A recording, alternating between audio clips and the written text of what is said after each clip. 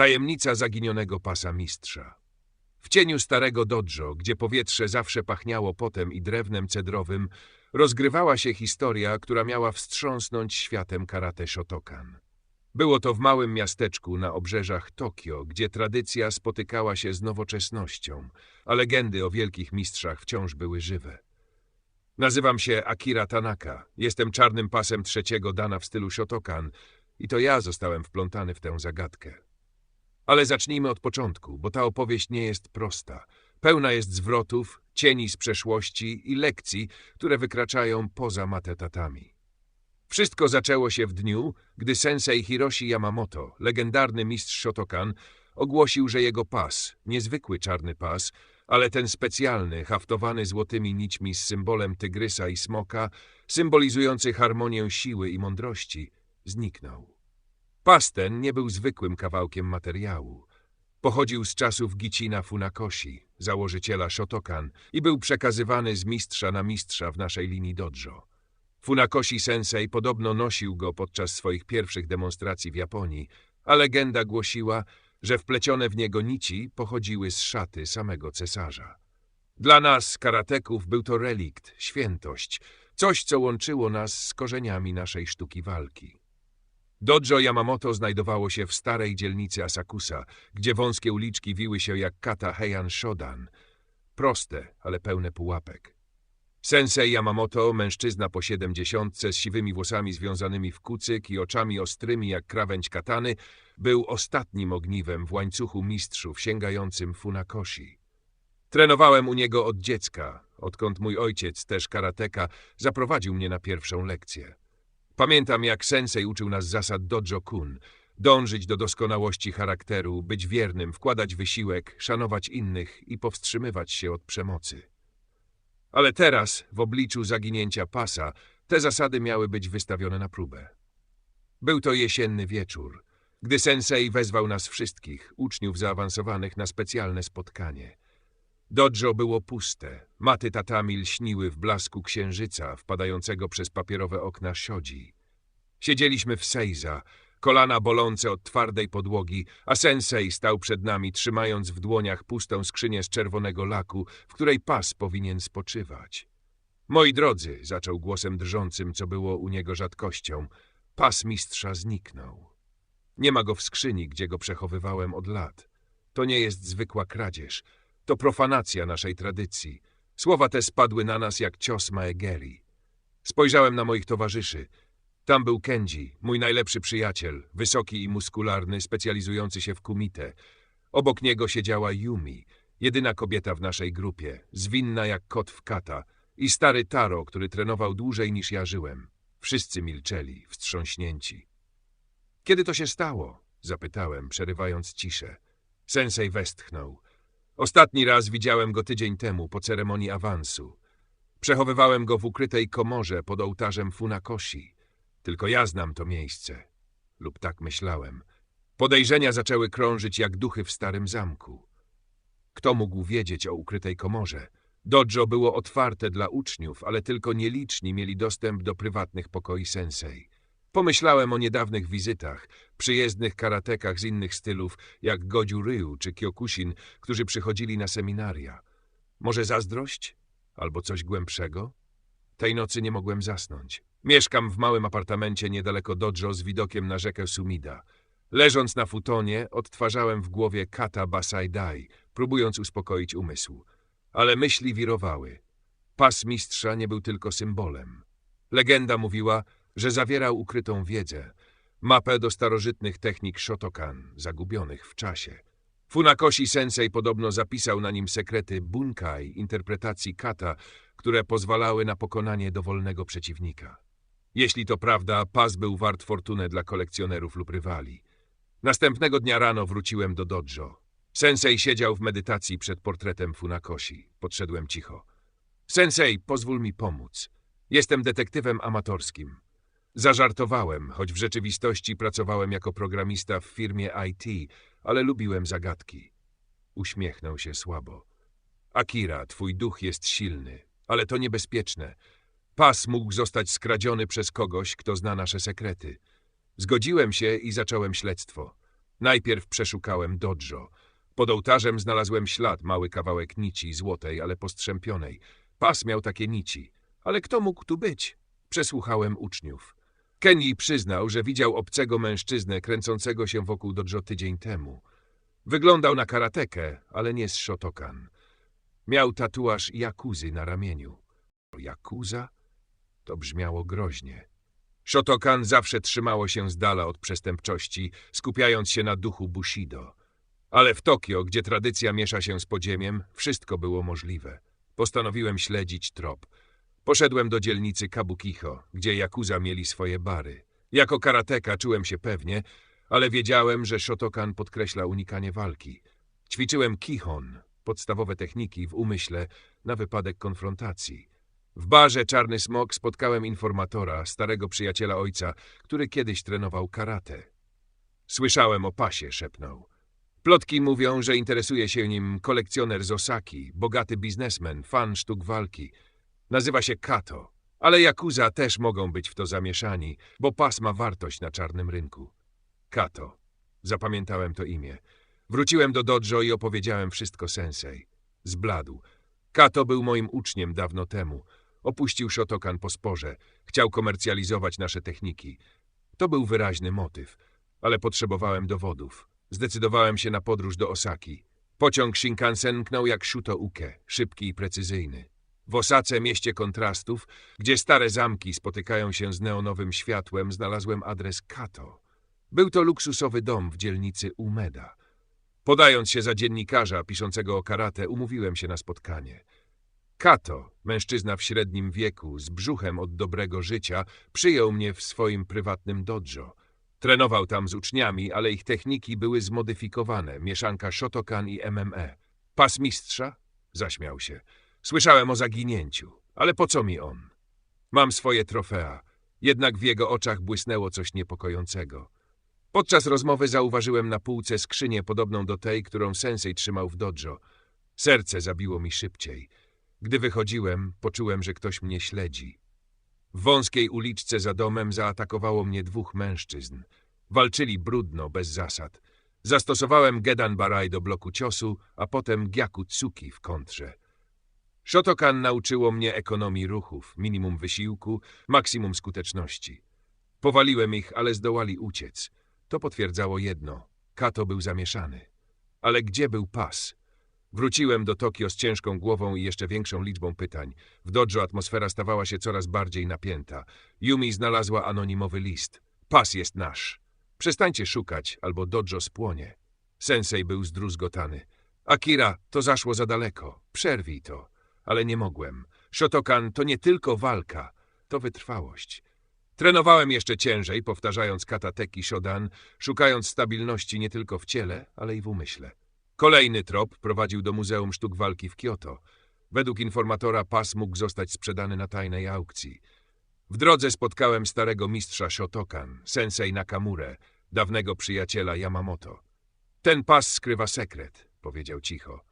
Funakoshi ukrył w nim pergamin. Fragment Karate do Kyohan uznany za zaginiony. W Kyoto, w ukrytym klubie, podsłuchałem rozmowę. Zdobędziemy go dla szefa. Śledziłem ich do starej świątyni. W nocy wdarłem się do środka. Strażnicy nie spodziewali się oporu. Ojcuki, Maegeri. Wszystko działo się instynktownie. Znalazłem skrzynię pustą. Wróciłem pokonany. Wtedy Kenji przyznał się, to ja wziąłem pas. Chciałem go chronić przed Kato. Ukrył go w starej chacie u podnóża Fuji. Pojechaliśmy tam razem. Znaleźliśmy pas, podrobiony. Prawdziwy zniknął wcześniej. W dojo czekał na nas sensei. Prawda bywa bolesna, powiedział. Bałem się, że tradycja umrze, ale to nie on, ani Yumi. Nici prowadziły do Taro. Przyznał się, długi zmusiły go do zdrady. Oddał pas Kato. Pojechaliśmy do Osaki po raz ostatni. W domu Kato doszło do konfrontacji. Kumite bez zasad. Moje kime dało mi przewagę. W skrzyni był pas, prawdziwy. Kato uciekł, śmiejąc się. Ale pas wrócił do dojo. Wewnątrz znaleźliśmy pergamin. Zagubiona Kata. Ale jej prawdziwa lekcja była prosta. Siła nie tkwi w pasie, lecz w sercu i drodze, którą wybieramy. Pas był bezpieczny. Dojo ocalało. A tajemnica Funakoshi wciąż miała swoje kolejne warstwy. Minęły 2 dni od chwili, gdy odzyskaliśmy pas z domu Kato w Osace. Sensei Yamamoto znów umieścił go w czerwonej skrzyni z laku, tym razem pod ołtarzem Funakoshi, ale już nie w ukrytej komorze. Postanowił, że relikt będzie widoczny dla wszystkich uczniów. Niech przypomina nam o pokorze, powiedział cicho. Jednak ja wiedziałem, że to jeszcze nie koniec. Coś nie dawało mi spokoju.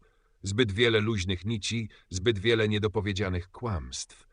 Siedziałem w swoim małym apartamencie, przeglądając zdjęcia pasa, które zrobiłem telefonem, zanim oddaliśmy go sensei. Złote nici tworzyły wzór tygrysa i smoka, ale między nimi zauważyłem coś nowego. Delikatne znaki, prawie niewidoczne, jakby wyhaftowane cieńszą nicią. Przypominały stare japońskie pismo, może nawet kod. Włączyłem lampę i przybliżyłem obiektyw. Litery układały się w słowa „Prawda leży poza pasem”. Co to oznaczało? Funakoshi sensei był mistrzem nie tylko karate, ale i filozofii. Często powtarzał, że prawdziwa siła nie tkwi w przedmiotach, lecz w sercu praktykującego. Czy to była kolejna lekcja? A może wskazówka, że pas, który odzyskaliśmy, nie jest tym prawdziwym? Następnego ranka wróciłem do dojo wcześniej niż zwykle. Powietrze było zimne, grudniowy wiatr przenikał przez szczeliny w siodzi. Sensei medytował w samotności. Ukłoniłem się głęboko i usiadłem obok. Sensei, zacząłem ostrożnie, czy pas, który mamy teraz, jest naprawdę tym samym, który nosił Funakoshi? Otworzył oczy powoli, jakby budził się z głębokiego snu. Przez chwilę milczał, patrząc na mnie badawczo. Akira. Odparł wreszcie. Jesteś jedynym uczniem, który zadał to pytanie. Inni przyjęli zakończenie historii z ulgą. Ale ty szukasz dalej. Bo coś mi nie pasuje. Kato oddał pas zbyt łatwo. Walka była krótka, prawie teatralna, a Yakuza, którzy zaatakowali dojo tamtej nocy, uciekli, gdy tylko zobaczyli, że mamy przewagę. To nie ich styl. Sensei westchnął głęboko i wstał. Podszedł do skrzyni, otworzył ją i wyjął pas. Rozłożył go na tatami. Spójrz uważnie, powiedział. Przyjrzałem się bliżej. Złote nici lśniły, tygrys i smok były idealne. Ale coś było nie tak. Szwy na krawędziach były zbyt nowe, materiał zbyt czysty. Prawdziwy pas mistrza powinien nosić ślady lat, delikatne przetarcia, plamy od potu po dekadach treningów. To podróbka, wyszeptałem. Sensei skinął głową. Doskonała podróbka. Kato nigdy nie miał oryginalnego pasa. On tylko myślał, że ma. Ale jak to możliwe? Myśleliśmy, że go odzyskaliśmy. Bo ktoś chciał, żebyśmy tak myśleli. W tym momencie drzwi dojo otworzyły się z cichym skrzypnięciem. Do środka wszedł Taro, najstarszy ten, który przyznał się do kradzieży wcześniej. Ale teraz wyglądał inaczej. Prostszy, pewniejszy siebie. Za nim weszli Kenji i Yumi, ale nie jako więźniowie, jako towarzysze. Sensei, powiedział Taro głębokim ukłonem, czas powiedzieć prawdę. Usiedliśmy wszyscy w kręgu, w seiza. Taro zaczął opowiadać. Prawdziwy pas nigdy nie zniknął z dojo. Ja go nie ukradłem, żeby sprzedać. Ja go ukryłem. Na polecenie sensei Yamamoto. Spojrzałem na mistrza z niedowierzaniem. To ja wszystko zaplanowałem, przyznał sensei spokojnie. Od samego początku. Zaginięcie, plotki, fałszywe tropy do Osaki, nawet atak Yakuza. Ale dlaczego? Bo tradycja Shotokan umiera, Akira. Młodzi karatecy przychodzą na treningi dla sportu, dla medali, dla selfie na Instagramie. Zapominają o duchu, o Bushido, o tym, kim naprawdę był Funakoshi sensei. Chciałem sprawdzić, czy w moim dojo pozostał choć jeden uczeń, który będzie walczył nie o pas, ale o to, co on symbolizuje. Yumi kontynuowała. Sensei poprosił nas troje, mnie, Kenjiego i Taro, o pomoc w inscenizacji. Stworzyliśmy fałszywe tropy. Kenji przyznał się do kradzieży. Ja zostawiłam anonimowy list z groźbą. Taro podrzucił nić ze swojego starego pasa. Wszystko po to, by zobaczyć, jak zareagujesz.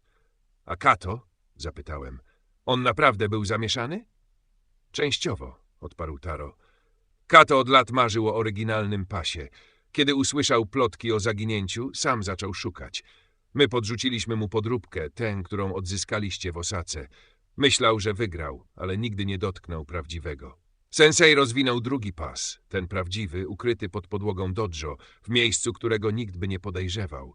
Był stary, wytarty, z widocznymi śladami dekad.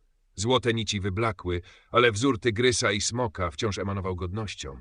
Prawdziwy pas nigdy nie opuścił dojo, powiedział sensei, bo prawdziwa tajemnica nie tkwi w materiale, niciach czy pergaminie. Tajemnica zaginionego pasa mistrza to wy. Spojrzałem na niego, nie rozumiejąc. Ty, Akira. Tylko ty nie przestałeś szukać, nawet gdy wszyscy inni uznali sprawę za zamkniętą. Nie walczyłeś o przedmiot. Walczyłeś o prawdę, o honor. O to, co oznacza bycie karateką Shotokan. Kenji uśmiechnął się. Reszta z nas była częścią testu, ale ty go przeszedłeś. Sam. Sensei podniósł prawdziwy pas i podał mi go. Od dziś ty będziesz jego strażnikiem. Nie jako właściciel. Nikt nie jest właścicielem tradycji, ale jako ten, który udowodnił, że jest godny jej bronić. Ukłoniłem się najgłębiej, jak potrafiłem. Łzy napłynęły mi do oczu. Nie ze wzruszenia, ale z poczucia odpowiedzialności. Pas był ciężki nie tylko fizycznie. Ale co z Kato? Zapytałem. I z Yakuza? Kato ma podróbkę i jest szczęśliwy, odparł sensei z lekkim uśmiechem. Myśli, że posiada skarb, a Yakuza? Cóż, kiedy zobaczyli, że walczymy nie o pas, ale o siebie nawzajem, stracili zainteresowanie. Dla nich to tylko kawałek materiału. Taro dodał, a lekcja dla wszystkich uczniów będzie prosta. Następnym razem, gdy ktoś usłyszy o zaginionym pasie, zrozumie, że prawdziwa wartość Shotokan nie ginie, dopóki jest choć jeden człowiek gotowy szukać prawdy. Tej nocy trenowaliśmy razem. Nie kata, nie kumite, ale coś głębszego. Siedzieliśmy w kręgu i rozmawialiśmy o Funakoshi, o jego życiu, o tym, jak przywiózł karate z Okinawy na kontynent, jak walczył nie bronią, ale duchem. Gdy wychodziłem z dojo, śnieg zaczął padać, pierwszy tej zimy. Spojrzałem na pas przewiązany wokół mojego gi. Nie złote nici były ważne. Ważne było to, co nosiłem w sercu. Tajemnica zaginionego pasa mistrza została rozwiązana. Nie było złodzieja, nie było skarbu ani mapy. Była tylko próba. I ja ją przeszedłem. Na zakończenie mam do ciebie krótkie pytanie. Jaką lekcję ty wyniosłeś z tej historii? Napisz koniecznie swój komentarz pod filmem. Z ciekawością je czytam i naprawdę doceniam każdą refleksję.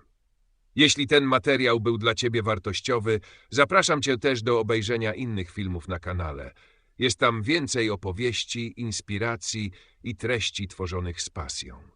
Będzie mi bardzo miło, jeśli zostawisz łapkę w górę i zasubskrybujesz kanał, żeby nie przegapić kolejnych materiałów. To ogromne wsparcie i motywacja do dalszej pracy. Dziękuję ci z szacunkiem za poświęcony czas i obecność.